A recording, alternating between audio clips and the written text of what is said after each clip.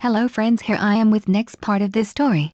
I hope you all like the video and subscribe to my channel. So let's start the video with summary. Naruto has done some amazing things during his shinobi career, but when he gets transported to another dimension, becoming a father to a demigod, he could deal with it. Becoming the father of 2 demi-children, oh shit. Now Naruto had to deal with gods and fairies while keeping his children safe. Ordinary day for Naruto. Naruto X Harem.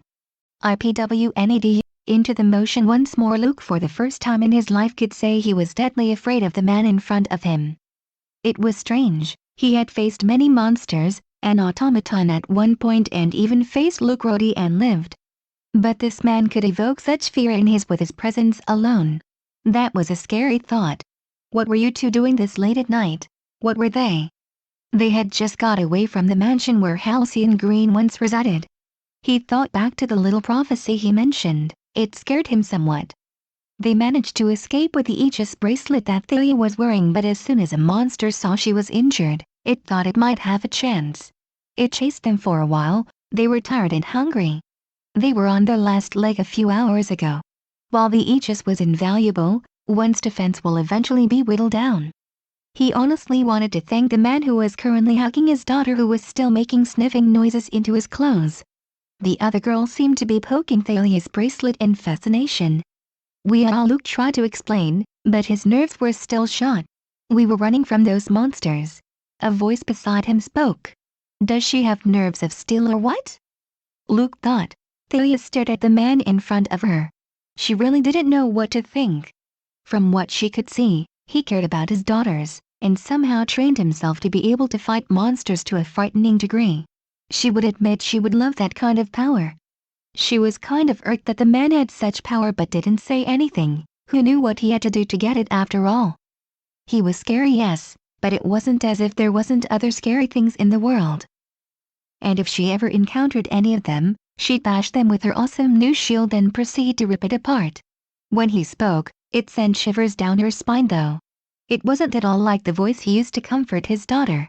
She couldn't blame her though. She doubted she could handle almost getting killed by a monster at her age. What about your parents? The man asked. She immediately stiffened up at the mention of her parents. They were not happy memories. She also felt Luke stiffen. She knew he had problems with his family too, but he hadn't told her yet. It kind of pissed her off too, but it was understandable. I see, the man said. She saw his eyes soften as she felt the oppressive aura he seemed to bring out dissipate. She let out a sigh of relief she hadn't known she felt. Her hands were trembling lightly. She realized she lost control of her body briefly. What a scary person. I should introduce myself. My name is Naruto Uzumaki. These are my daughters. Come on girls, say hi to them, he said, causing the 2 girls to react. Hi.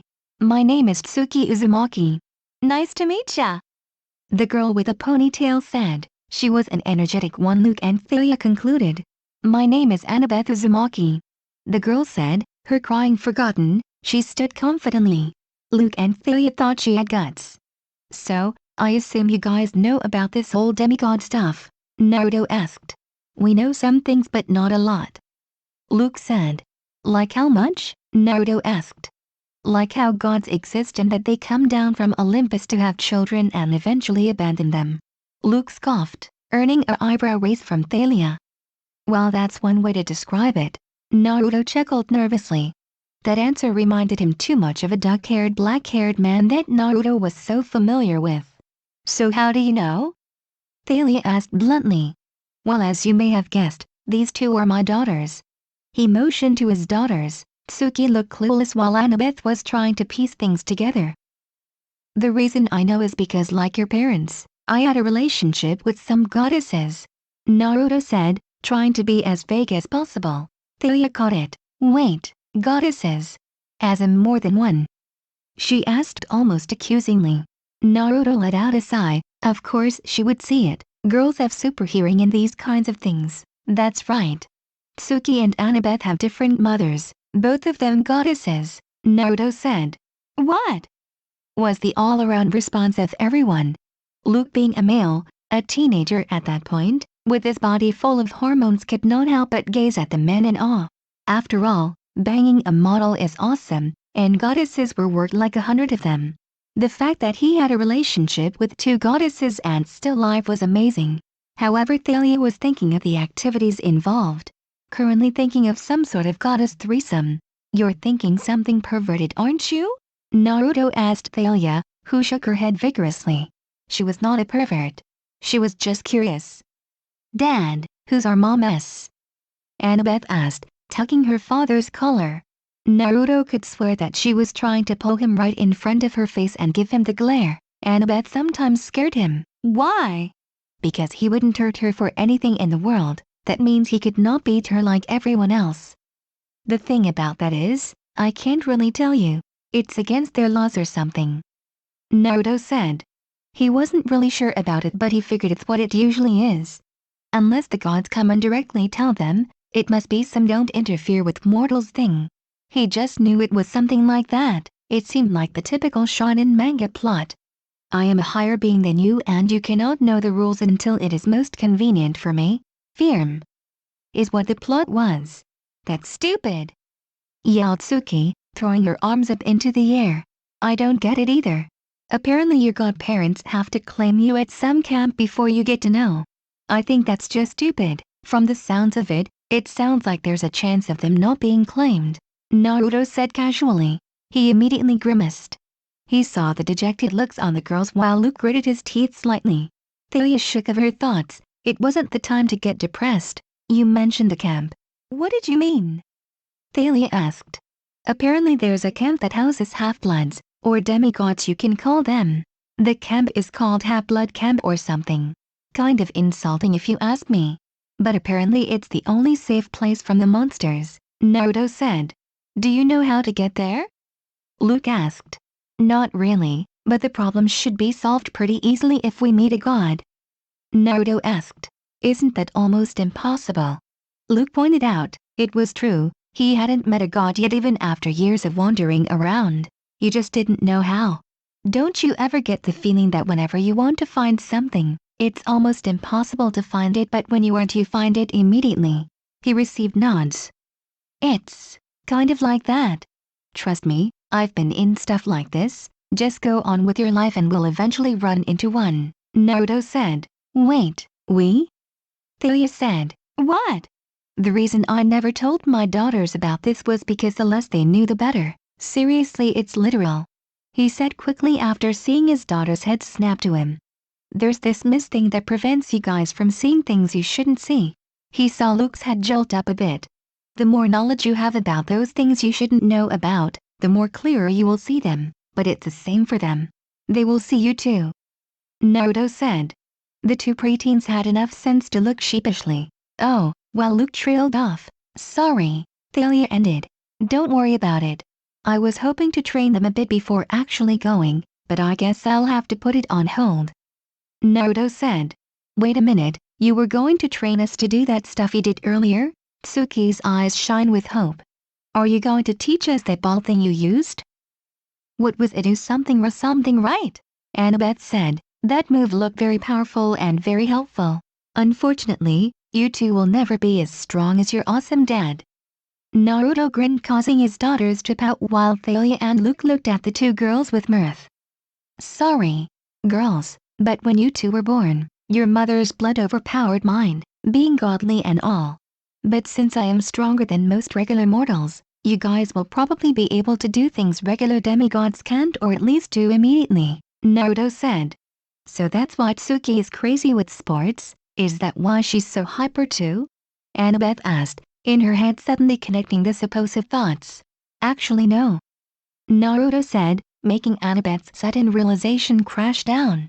She actually got that from me, which I got from my own mother. You Annabeth took more after your grandfather and mother, Naruto said with a grin. Wait, our grandparents? Annabeth said dramatically. How come you never told us about our grandparents? Tsuki questioned. 1. You never asked, causing all of them to face fault. And 2. I never met them, they died shortly after I was born, Naruto said solemnly. Oh, both girls said quietly. Don't worry about it, look at me now, I'm loaded and I got 2 beautiful daughters that I couldn't be any more proud of, Naruto said, hugging them, and they enjoyed a family hug. Off a bit to their side, Thalia and Luke glanced at each other. This is kind of awkward, I know. Not to mention embarrassing, Thalia said. So, what are you two going to do now? Naruto asked the preteens, causing them to jump a bit. They shrugged. Naruto spoke. If you're going to camp, I'm assuming you're going to stay there? Naruto asked, which he nodded to. Then at least say goodbye to your parent. Trust me on this, a mother can worry about their child for an eternity and still keep worrying. Well, we need supplies, so I guess I should go home. Luke said a bit nervously. Good, then everyone get to sleep and I'll drive everyone there, Naruto said, to which everyone nodded. Luke took a bed for himself while Thalia slept with both Tsuki and Annabeth. Naruto took the last one. Naruto wondered what was going to happen. These kinds of things don't happen unless something is about to happen. During his time as a shinobi, he had met random people during missions and in almost every one of them those people tended to be related to the mission. Naruto cursed himself in his mind. He really wished Kurama was here. Sure, he could be snarky, a douche most of the time, but he could really use his constructive criticism. Though if they did ever meet, he was sure he would mention he banged a god. The look on the BU's face would be priceless. He drifted off to sleep, hoping nothing bad happened. Thalia Grace was an abrasive girl. Well, maybe abrasive wasn't the word, but it sounded right. She really didn't care much about what other people thought of her. If it did turn bad though, she'd prove it false, maybe with a punch or two. She was a badass chick, she had always known that. At least that's what she thought of herself. Even more badass because she had magical lightning powers. Sure, she didn't have much control over it, but it was still awesome. Though it did bring up the question of who her father was.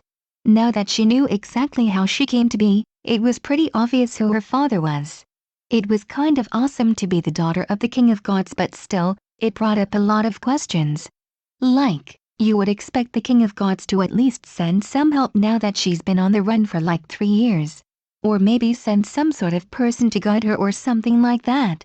But of course, if she knew herself and through an extension her father, he wasn't really the type.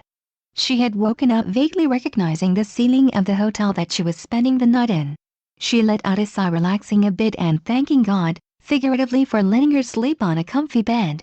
She moved a bit, trying to go to sleep again, but she noticed the lack of obstacles in the form of the kids yesterday. She stood up and looked around to see where they were. She was surprised at what she saw. Somehow during the night, the 2 girls got up without her noticing and made their way to their father's bed, where they were now.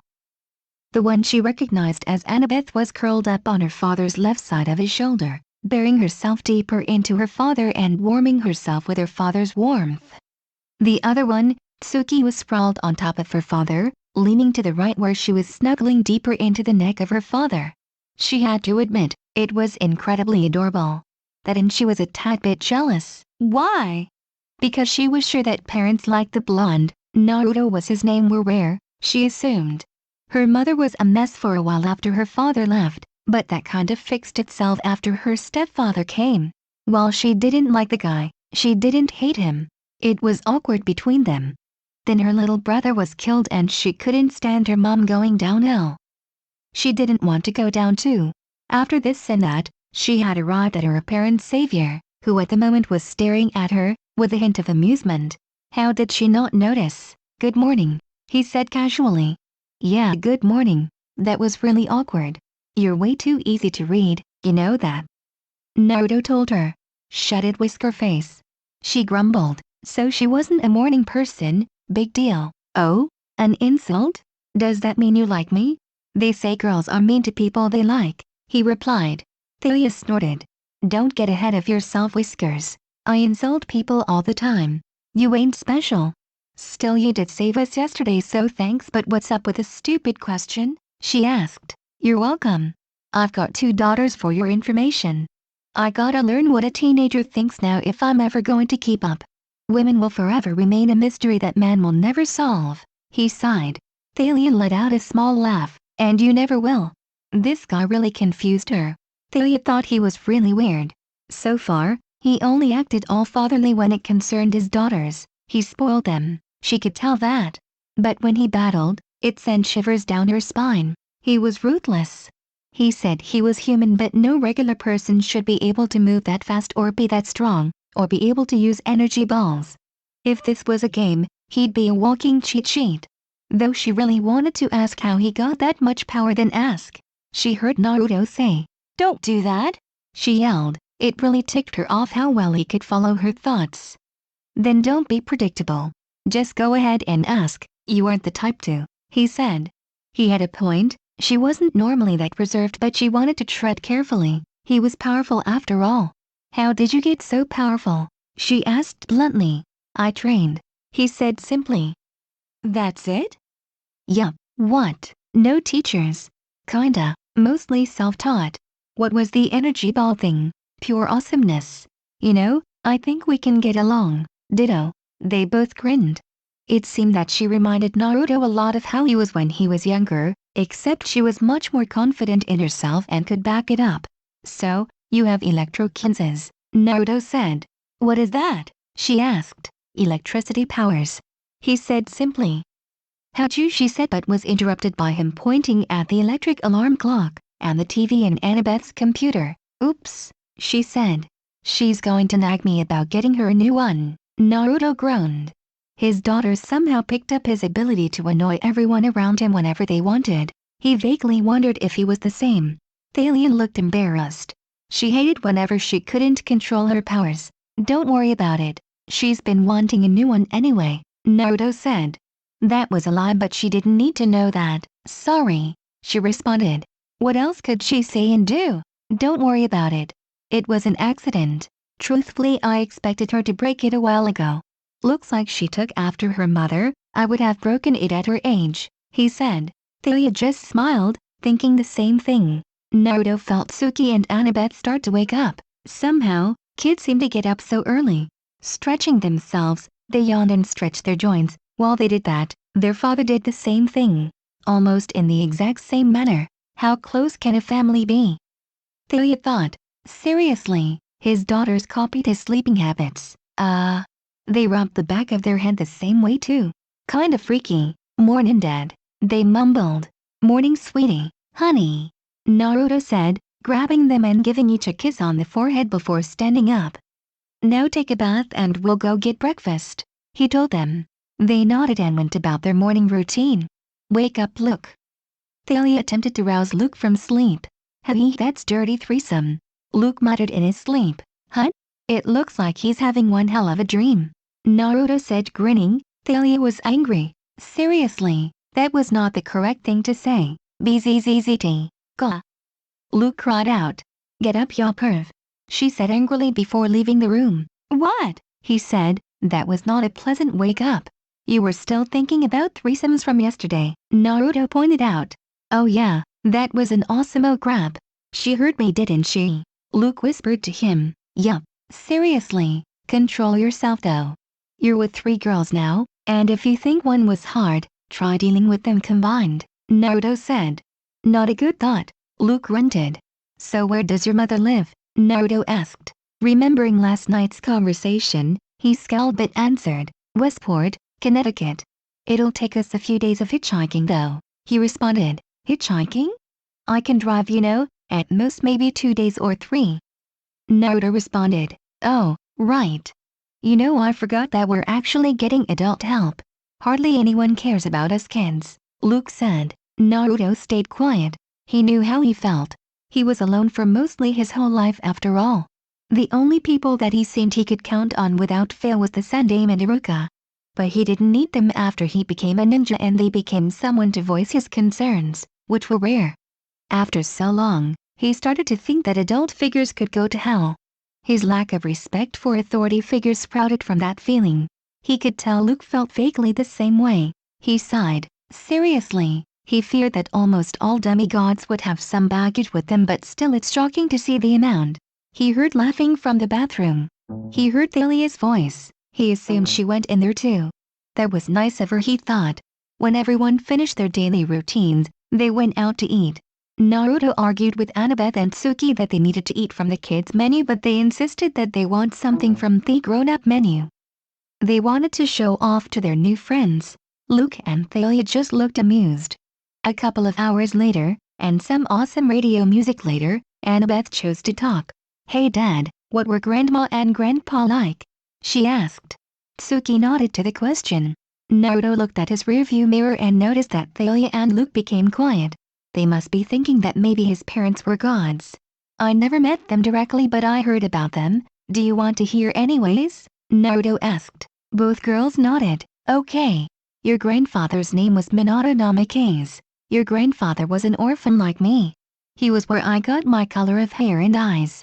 He was a man destined for great things. He was a once-in-a-lifetime prodigy. But he carried a lot of responsibility. People placed their hopes and dreams on him. You could say he was a war hero. Your grandma's name was Kishino Uzumaki. She had red hair and hazel eyes." He lied about the eyes. Purple was not a normal eye color. She came from a rather wealthy family, but due to a natural disaster, she had to relocate to where your grandpa lived. She was a tomboy and had one hell of a temper. When she came into class, she shouted out her name and her dream and everyone laughed at her. Because of how chubby her face looked, they called her a tomato, Naruto said. Tsuki spoke up eagerly. And Grandpa helped her, right?" she said. "Nope. She got mad and the tomato squashed them." Naruto let out a laugh. Tsuki's eyes were shining. Her grandma was awesome. Annabeth was thinking how her grandpa was a once-in-a-lifetime genius. That's amazing. However, Thalia and Luke couldn't help but feel a bit nervous. His family was weird. Not to mention their rather exotic looks. Seriously, blonde hair, red hair, blue eyes, hazel eyes, gray eyes, and amber eyes. That must be one hell of a gene pool. She even got a nickname. The Red Hot Blooded Habanero because of her hair. The rest gave a chuckle. "So how did Grandpa get Grandma, or was it Grandma get Grandpa?" Annabeth asked. "Well, it was a few years after she moved. She was teased because of her hair. She hated it. Around the time she was 13 to 14 she was kidnapped," Naruto said. "What?" was the overall reaction. "She came from a wealthy family. They wanted her for it, and if it wasn't possible to be willing to help, they would produce their own heir, by any means," he said darkly, causing the older kids to gulp and the others in confusion. "They left on foot for God knows what reason. But your grandma left behind a trail of hair. It was a small chance, but it was a chance she took." Just as they were reaching the point of no return, it happened. Naruto grinned. "What happened?" they said in Singe. "My dad. Like a hero, he came at the last minute and saved Mom. He was the only one that noticed her hair. He told her that he noticed because it was pretty. Her hair that she hated became what led her to her soulmate. It became the red thread of destiny to her. From then on she liked her hair, because it led her to fall in love with Dad." Everyone in the back was smiling except for Tsuki, who was grinning. Who knew romantic stuff like that still happened nowadays? There was thankfully no problems on the road for a while. The only problems they had was the constant bathroom usages of the kids and the food. Naruto never really liked going to fast food places. Sure, it tasted great, but it tasted too unhealthy to him. Sure, Ikaraku's was vaguely the same, but they made everything handmade and fresh. Not to mention it was more healthier than the stuff they had in this dimension. Luke told Naruto a bit about his mother. Apparently she went a bit crazy, sometimes screaming at Luke for things that made no sense. Naruto was worried for both of them. If she acted like that, then there was a good chance that things won't go well. They arrived in Connecticut after a few days of travel. Annabeth was angry that she didn't get to see the Pantheon in Nashville and the New York Empire State Building, but she got over it. She was being a brat. Her father didn't tell her that, but whenever he sighed, it made her sad. She and Tsuki had one rule they always obeyed. Don't let Dad be sad or mad. Sure, sometimes she whined and Tsuki would cause trouble, but they hated seeing their dad depressed. It wasn't like he wasn't going to bring her there someday either. Sure, she was mad that they skipped the buildings and her computer was busted, but that wasn't a reason to throw a tantrum. She hated looking weak. Luke's house wasn't impressive, but it seemed perfect for the ordinary family to live in. The only thing that seemed unusual was that there was odd things hanging at the window, but that was about it. "Welcome home, kid," Naruto said casually. Luke grunted. Everyone could tell he wasn't exactly looking forward to coming home. But it had to be done. He couldn't exactly run away from it. With long strides, he walked up to the door and knocked. There was rustling and other sounds one could hear from the other side. The door swung open, revealing a tall blonde woman with slightly cloudy eyes. Her hair had a few lines of gray hair, but overall she looked like an above-average pretty blonde who was getting along in years. "Luke, look!" the woman cried out, hugging the teenager. "Yeah, hi Mom," he greeted. "Luke, where have you been? Look at you, you look dirty. Come inside and get cleaned up," she said as she pushed them in. "Okay, but Mom, I gotta," he said, but was cut off. "Yes, I know. Come on in everyone, make yourselves at home," she said. Naruto raised his eyebrows in confusion. How would she know? The only way she could know is if someone informed her that they were coming. There were few people that would bother. Artemis and Athena were out, they had no reason to. Zeus was too, he wouldn't know Luke's mom anyways, so the only one would be, "Hi there son, how've you been?" he heard, followed by a rather loud thud. "Ah, I did the same thing," Naruto muttered out. The only one that heard him was Thalia, who raised an eyebrow. Quickly he grabbed both the newly arrived Hermes and Luke and separated them and threw them into the closest closed-off room. Probably not one of his most brightest ideas, putting them so close together when Luke was obviously mad at Hermes, but it wasn't like he had a right to interfere. Slipping in a silent seal on the door so no noise would escape, he closed the door and started walking back where the girls were waiting. Wow, his life was totally surrounded by women or girls. Weird. All of them looked at him strangely. He sighed. Of course they would find it weird. "It's a God thing," Naruto said. A look of understanding crossed Mrs. Castellan, and Thalia just snorted in understanding while the girls just nodded, accepting their dad's answer. "Now, why don't we introduce ourselves? My name is Naruto and these are my daughters," he said, pointing at them. "Hello, my name is Annabeth. Pleased to meet you," she said politely. "Hello, my name is Tsuki. Do you have anything to eat?" she asked. The women just giggled and nodded. "Hello, my name is Thalia Grace. A pleasure," she said rather stiffly. It was her friend's mom. No matter what, every friend wants to make an impression on their friend's mom. The women thought it was funny. "My name is May Castellan. Thank you for taking care of Luke," she said. May and Thalia talked for a while, discussing about Luke's little adventure, while Annabeth and Tsuki listened and added their own little things every now and again. Naruto stayed vigilant. He noticed the times when May got a far-off look in her eyes. They were a rare look that not many could tell. Fortunately he knew that gaze. He saw it a few times on Shin, and it was not a normal gaze. It was the gaze of a seer, an oracle. The only time he saw it up close was when he helped Shin to produce an heir. She gained a far-off look shortly after their little adventure, and he told her about the child. Not much, but just little things like how she would act and how much he was like him. He kind of hoped for a son honestly, but apparently it was a pseudo bloodline to always produce a female baby for the priestess. But the thing he found weird was that a seer was located in an area like this. It made no sense, no real protection, no godly things or anything. It was just a woman that Luke described as a little touched in the head. He was so wrapped up in his thoughts, he didn't notice that May was right in front of him until he felt someone caress his cheeks. That caused him to come back from his thoughts, but was a bit startled at the closeness of May. "Can I help you with something?" Naruto asked. You are a strange one," she said. "Pardon?" he asked, confused. "I can't see you or anything else. Everything keeps changing," she muttered. Naruto flinched. His suspicions were right. "So you're an oracle, and by the looks of it, you can't control it," Naruto said. She let out a sad smile.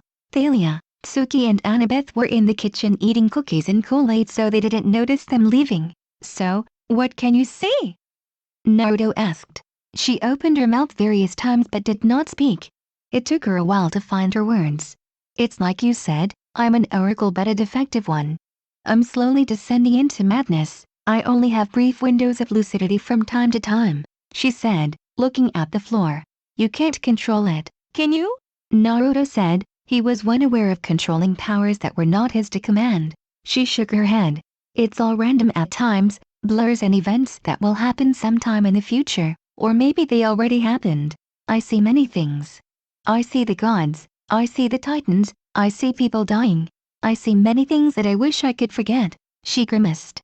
Naruto nodded. It was never a good experience to see things not meant to be seen. "I see my son, I see him walking a path. A dark one. I don't think I will be able to stop him. she said sadly. You can change it? He asked. To know the future means you can change it. She shook her head. It has been predetermined.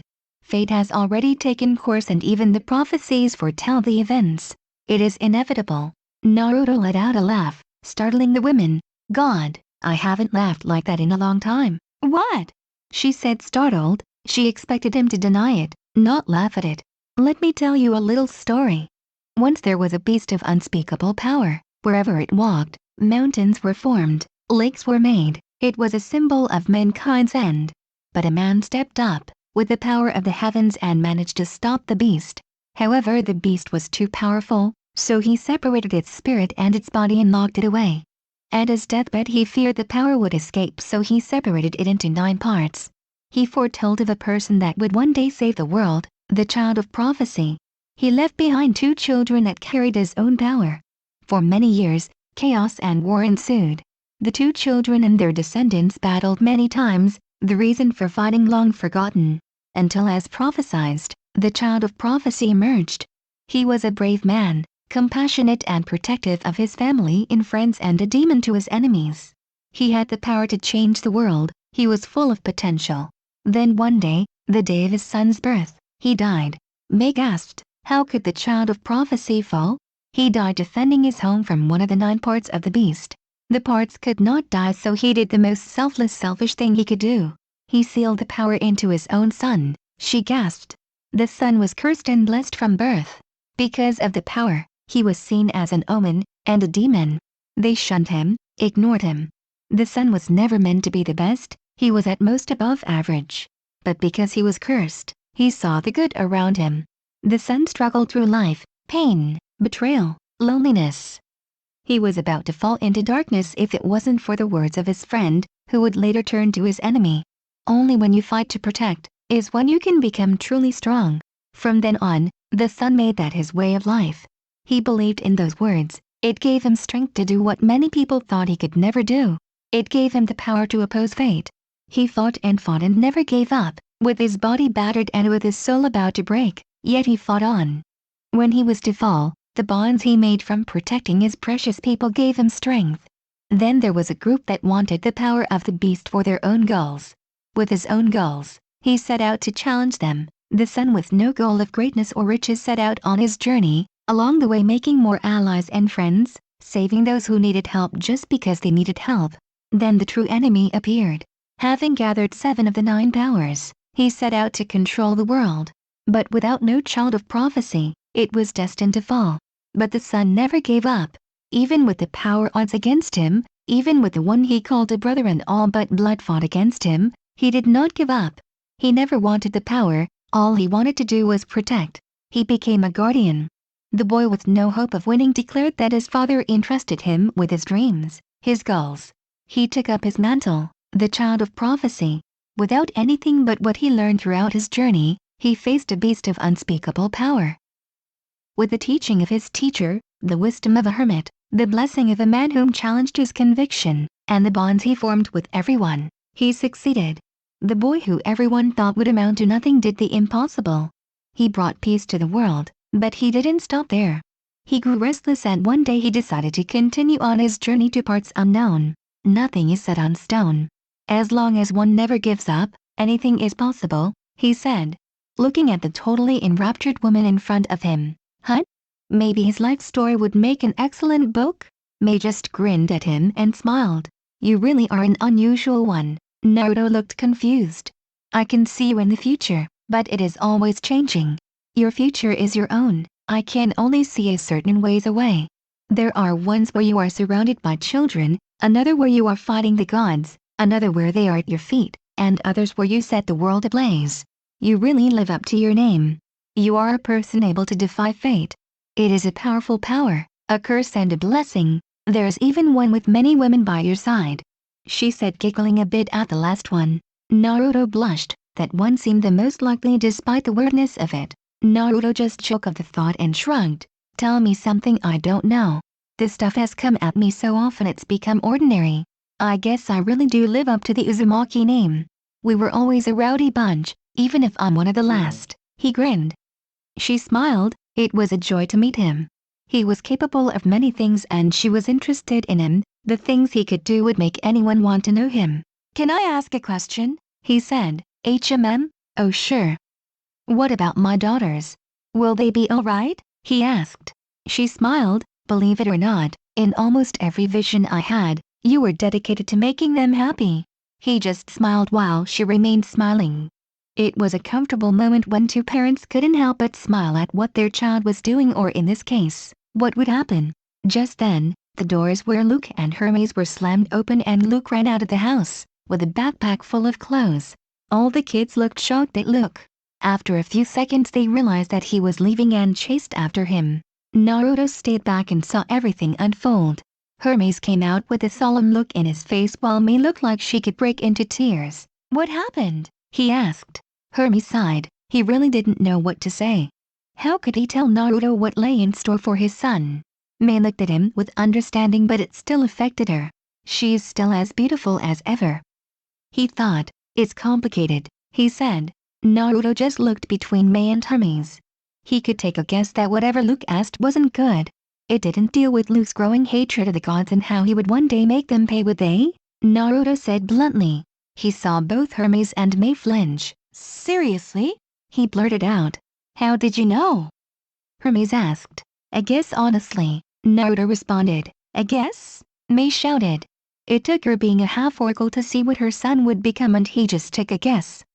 "It isn't the first time I've seen eyes like that. He's walking an Avenger's path and nothing will get in his way. I had a friend who was like that. He went insane.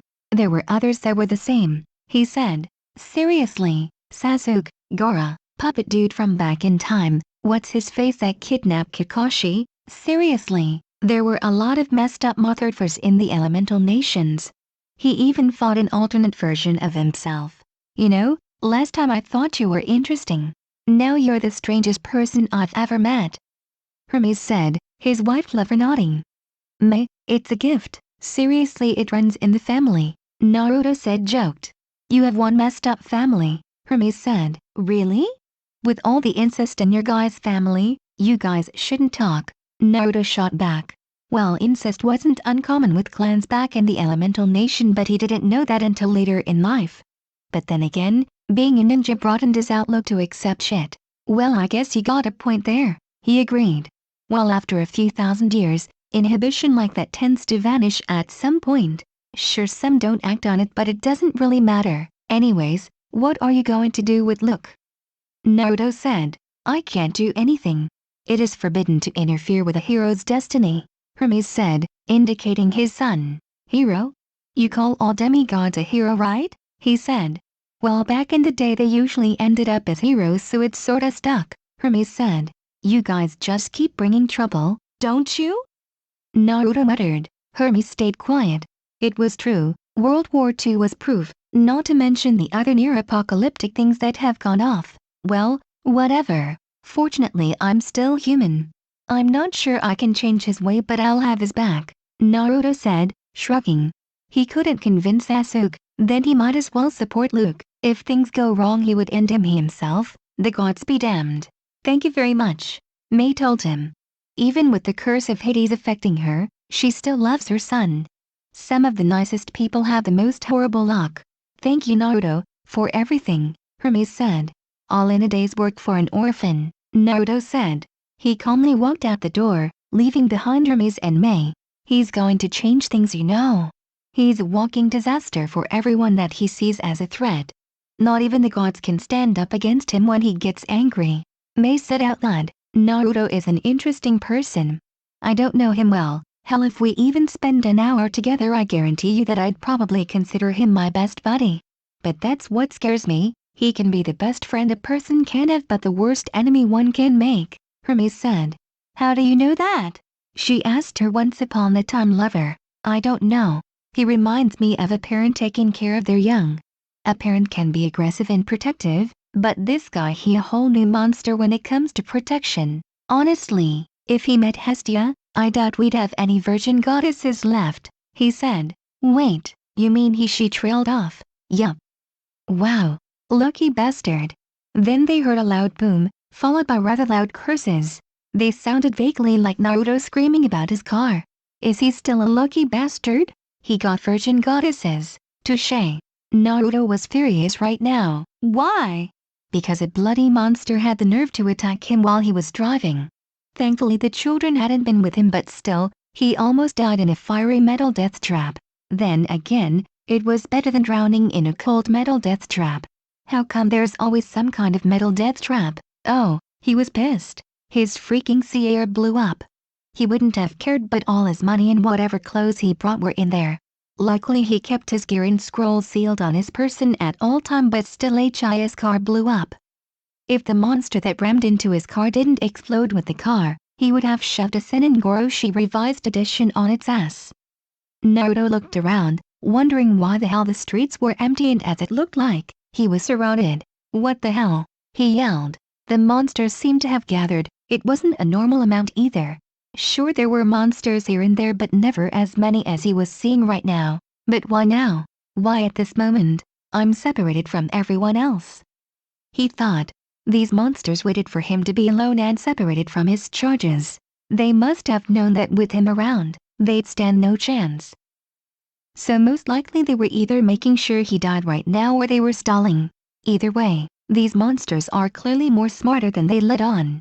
He thought they ran on mostly primal instinct. But then he thought again, primal instinct allowed animals to evolve and adapt. After thousands of years fighting demigods after demigods, he guessed that's where they picked it up from. But still, it's way too many for just being around. He just left it that they chased him for a while. He had been driving with 4 demigods, and his abnormalness, it must have been irresistible for the monsters. Someone has it in for me? I don't know who or what, but this is serious bullshit, Naruto murmured. Normally he would not have cared, but he had a family and daughters and charges to care for. He couldn't go gung-ho anymore. He couldn't spend his time just fighting for the fun of it. He really needed to end this fast. Think Naruto. What can help you take out a large number of enemies in a little time with water being in abundance at the moment? Kyukyukyuku. If I ever meet Haku again, I'll make sure to give him something nice, Naruto said. A sudden rush of mist blanketed the region. If there was something Naruto had an abundance of, it was chakra. Taking out Kusanagi that Orochimaru once wielded to make sure that the monsters were ripped to pieces. After all, he was pretty sure that monsters can't survive with their heads decapitated and their chest ripped open with severed limbs. Hyoten, Makyu Hasho. Ice mirrors began forming in the air all around him. Within seconds, the panes created out of the moisture in the air formed into a dome, comprising of many ice mirrors. The Jinchuriki's eyes darted around, looking from one block to the next, before locking onto his opponent, still looking clueless of what was about to happen. Naruto cracked his neck and swung the sword a couple of times, ripping through wind as he did so. Now, since the little kids aren't here, there's nothing holding me back. I'll make sure to end it in a second, Naruto said as his body merged with the mirror. There was one monster that was able to talk that could summarize what had happened. Just as he almost met his own, and he only managed to say one thing. A demon in the mist. Tsuki was learning another lesson that her dad had told her once upon a time ago. Tsuki, at some point in time, I won't be there to defend you. So use everything you learn to protect yourself, by any means. Tsuki couldn't help but agree with her father. That's why she always had one of those funny-looking knives her father always had around with her. Luke had ran a long way. They somehow managed to keep up with him. After a few swear words and a couple of punches to a wall, he seemed to calm down. But she could tell that he wasn't. She had an uncanny ability to tell if a person was dark. She didn't know why, but it was like she could sense emotions, but not things like happiness, more like bad things, albeit she had no control of it. She was so wrapped up in figuring Luke's newfound darkness that was beginning to latch to him, she didn't notice what was going on around them. However, Annabeth did. She had learned a bit from her past encounter. She made a note of it to stay constantly alert. She was still beginning to do it, so she wasn't the best at it. But when she finally realized what was going on, she said it in the most cliché way possible. It's too quiet, she said. Tsuki would have laughed at that if she hadn't noticed the same thing shortly after. Thalia cursed out loud and Luke cringed, realizing that his emotional outburst might have gotten them killed. And worse, her father wasn't there. A bunch of monsters appeared, in all shapes and sizes. Some just crazy looking, Some had animal body parts and some looked like birds. Sweat fell from her forehead as she looked around. It wasn't looking good at all. It wasn't until one of the birds attempted to claw loose tear-soaked eyes that she threw the knife, which struck the bird between its eyes. Nice shot. Thalia grunted as quietly as possible. Yeah, Dad taught me to throw them, she said as she retrieved the knife. Huh. That's pretty cool actually, Thalia murmured. This is not the time to praise Dad for being awesome. Annabeth cut in. Each one drawing their own weapon, Annabeth wielding the dagger that Luke gave her, got into their fighting stances, which were nothing but sticking their weapons out, got ready for whatever would happen. Unfortunately, all the monsters bellowed, causing Suki and Annabeth to fall on their behind. While they may be brave, they had just come to a realization that their death was fast approaching. As they fell, both daggers struck the floor, causing Suki's knife to light up briefly. Then, they felt an oppressive aura. It was heavy. It was nothing that they have ever felt before, but just like that, it vanished. Oh, there's more, they heard. All of them turned around to see the sight of a familiar mop of blonde hair. The only thing that was different was that he was holding an extremely long sword that was stabbing a monster that attempted to attack from behind. All of them looked at Naruto and gulped. They had never seen him with such a serious expression, except when Annabeth was attacked, but this look held power that seemed like he was confident he could win. Suki, what was one of the rules I told you about? You know, about dropping your weapon, he said in monotone. Suki gulped. To never drop your weapon when there's still enemies. Sorry, Dad, she said meekly. Well, you did help me get here, so I'll forgive you. Okay, sweetie, Naruto said softly, rubbing the top of her head. She nodded. Looks like you guys got into a lot of trouble this time, he said, whistling at the amount of monsters. I get the feeling this is your fault, Dad. Annabeth snapped. Naruto's sweat dropped. It might be true, his daughter had incredible insight at these kinds of things. You're probably right, dear, he said. He really had to decide what to do next.